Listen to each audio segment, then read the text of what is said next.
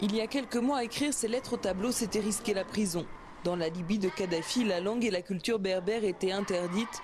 Aujourd'hui, les montagnes à l'ouest du pays sont sous le contrôle des rebelles et la minorité berbère peut enfin s'exprimer. Les premières écoles viennent d'ouvrir leurs portes dans les villages.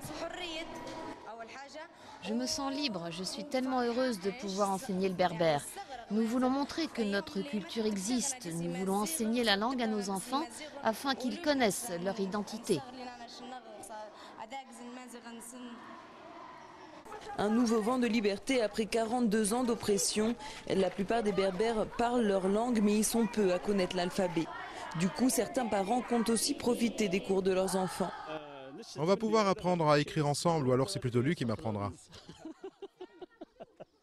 Les Berbères vivent dans ces montagnes depuis longtemps, bien avant la conquête des Arabes.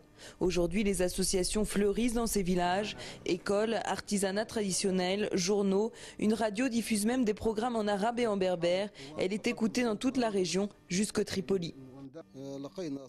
Nous avons un bon accueil de la part de nos frères et voisins arabes. Ils acceptent l'idée de cette radio et certains veulent même apprendre l'alphabet berbère parce que c'est une tradition libyenne vieille de 5000 ans. Partout sur les murs des villages, les habitants peignent des motifs berbères pour exalter leur liberté. Mazir est militant depuis une dizaine d'années. Il a même fait de la prison sous le régime Kadhafi. Porté par les espoirs de la révolution, il veut maintenant voir plus grand. On va continuer à se battre, c'est juste un début. Les journaux, la radio, la peinture berbère, tout ça n'est qu'un début vers un plus grand objectif qui est la reconnaissance de notre langue comme langue officielle dans la nouvelle constitution. Au front, Arabes et Berbères combattent côte à côte contre le régime de Kadhafi. La guerre a renforcé leurs liens dans la région.